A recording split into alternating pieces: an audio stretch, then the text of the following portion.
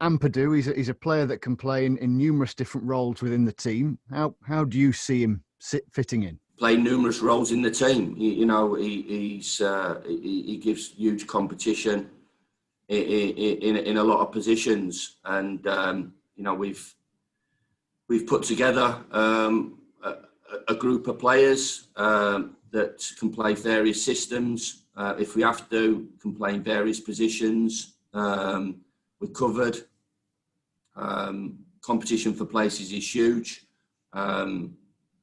Ethan can play in, he's played as a sitting midfield player. He's played, he can play right of a three, can play in the middle of a three, can play in a two. So, that part of it is really important, not just for Ethan. We've got other players that can do that. Ben Osborne can do that. I would say, apart from the top of the pitch, where that's a little bit more specialised in terms of getting the combinations right, a link and a stretch, a target that we've got. We look at all aspects of the team. Different combinations at the top of the pitch to suit different games is important for us. Attacking options off the bench and competition for places all over the pitch. Ethan can play, as I said, right centre half, and on all those positions. And the attitude of the boy is one that we ask him to do a job for the team. It'll do it, but he wants to establish himself in the team. So which they all want to do, and it becomes, even though we have a great togetherness about us, it does become at the start basically an individual sport to get into that team, and they're all pushing. There's been a certain lift in everybody's standards, and that's not been critical before with the players, but you can see a lift when Max came into the group, Jaden came into the group, Ethan came into the group, the international boys came back, Ollie coming back into the group, coming into the group, and that's what I'm after. And Ethan will be part of that group, and hopefully he'll, from his point of view, he'll want to establish himself in the team. Where that is, that's for us to decide.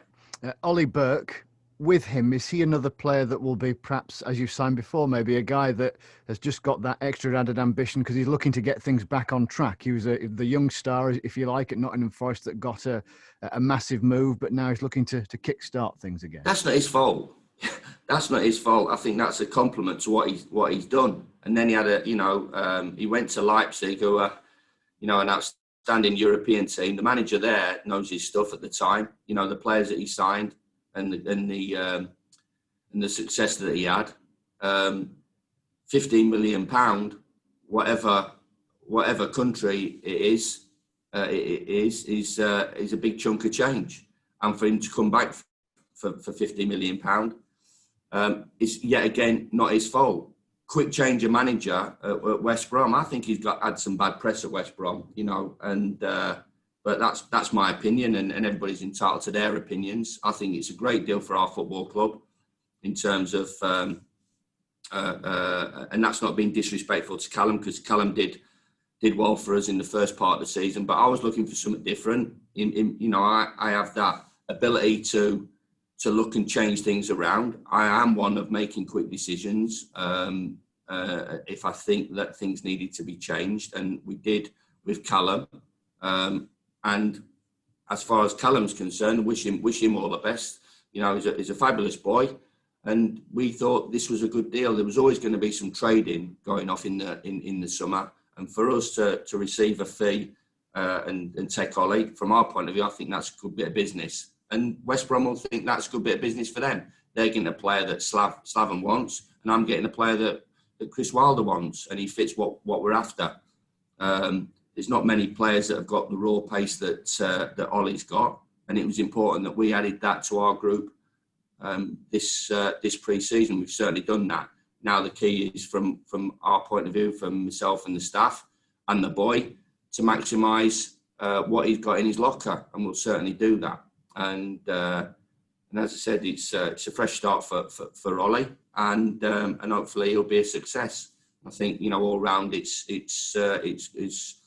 it's good business for everybody involved. When that striker arrives that you're chasing after, would that be you content then and done in this particular window? Yeah, that adds us up to a 25-man squad, 3 goalkeepers in that. And then when I look back, I would regard this as one of our best, if not the best window that we've had since I've been at the football club.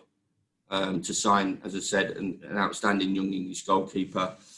I listened to an interview from Gareth last week, and he talked about Nick Pope, and he talked about Dean, and he talked about Jordan Pickford, and then he talked about Aaron Ramsdale, and he said how important it was for Aaron to be included in that group, and important for him to get games under his belt for the 21. So that's just not our opinion; it's the manager of England's opinion as well. So highly thought of.